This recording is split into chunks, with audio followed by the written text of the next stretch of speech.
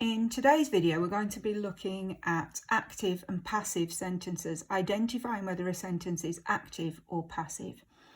I've got a sentence in front of me here. The children completed the tricky sums.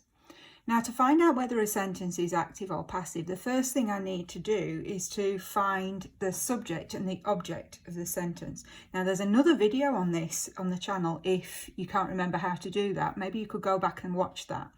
But the first thing I'm going to do is I'm going to find the verb completed, which will then tell me what's the subject of the sentence. Remember, the subject is the who did the action, who did the completing, the children. So the tricky sums are the object of the sentence. Now, if the subject is towards the beginning of a sentence and the object is towards the end, then this is an active sentence. I'm just going to put an A there for active. So I'm looking at subject, verb, object would be active. If we then compare it to this sentence, the tricky sums were completed by the children. We do exactly the same thing. We want to find the subject and the object of the sentence. Completed is our verb. Who did the completing? Well, the children did the completing. They're the subject. What did they complete? The tricky sums, the object. Now, this time we can see that the object is at the beginning of the sentence and the subject is towards the end.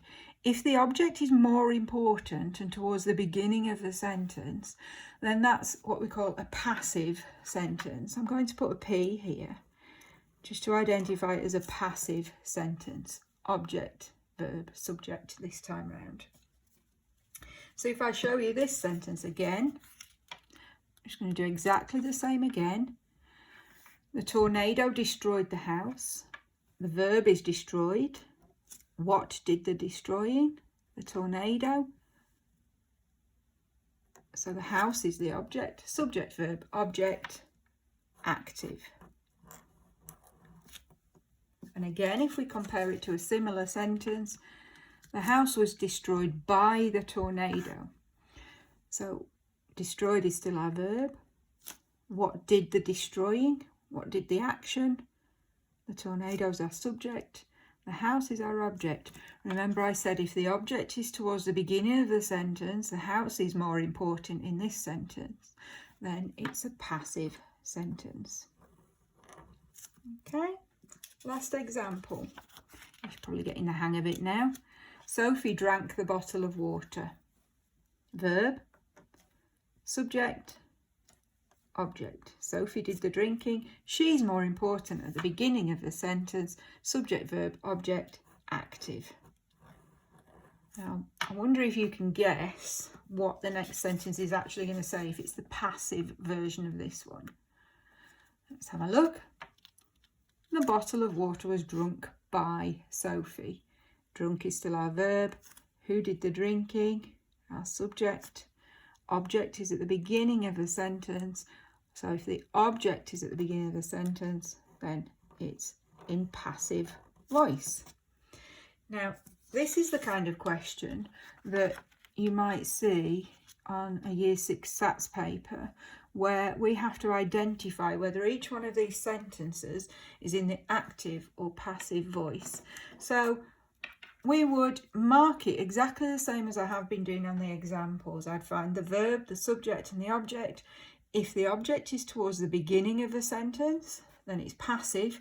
If it's the subject at the beginning of the sentence, then it's an active sentence. So subject at the beginning is active, object at the beginning is passive.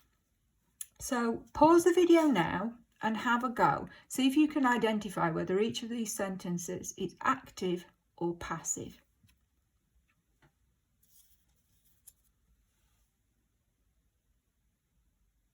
Let's have a look together.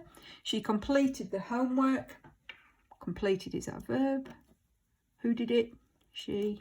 Homework, object, subject, verb, object, active. The food was brought to the table by the waiter. Brought is our verb. Who did it? What did they bring? Object, verb, subject. So our object is more important. Passive. Laughter could be heard. Who's doing the verb? Who is doing the hearing? Well, we don't know in this sentence, but what could they hear? Laughter. Because the object is at the beginning of the sentence, we know it is passive, even if the subject's missing completely. If the subject's hidden, it's definitely still passive. The fence was broken. This is a similar one. Broken is the verb. Who or what did the breaking? Who did the action? We don't know. But they broke the fence. That's our object. So it's passive again. Hidden subject. The mechanic fixed the engine. Nice and straightforward. Verb. Who did it? What did they do? So subject, verb, object, active. So that's a really common type of question that you might get in the SATS paper. Another one that you might get is something that looks like this, where we actually have to change the sentence, rewrite them, where it may be a sentence that's in an active sentence, which we have to change into the passive voice, or it may be a passive sentence that we have to change into active voice. So she completed the homework. Think about what that would become if it was in the passive voice. Well, I'm going to mark it up just like I would have done before. Verb, subject, object. But I know if it's in the passive voice, the homework, the object, has to become the more important thing in the sentence. This one, verb. What was doing the hiding? What was doing the action? Well, the clouds were doing the hiding. The sun was hidden by the clouds. So our subject is there, our object is there. Again, if it's going to be an active sentence, we need to put the subject towards the beginning of the sentence. So have a go at those and see if you can say what they would be if this was in passive voice and this was in active voice.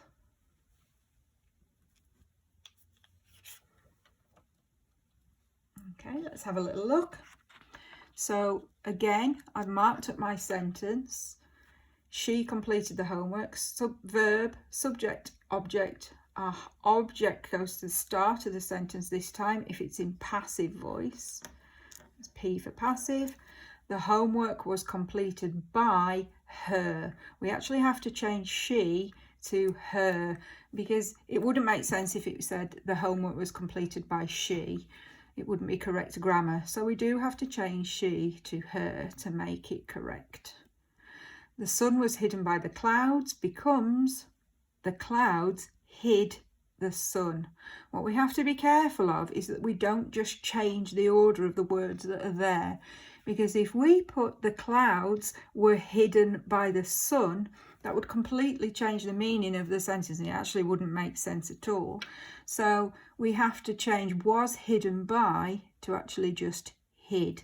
The clouds hid the sun. So that is now an active sentence.